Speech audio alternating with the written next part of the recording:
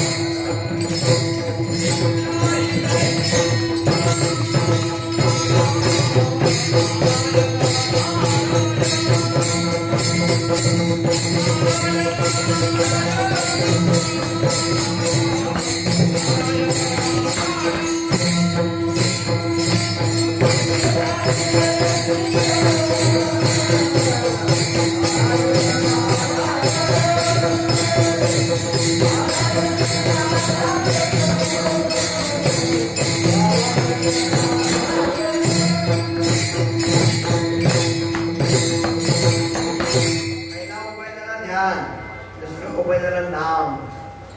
माझं चित्त हे शुद्ध होण्याचं कारण त्या चित्तामध्ये एकच चिंतन आहे काय नारायण नारायण.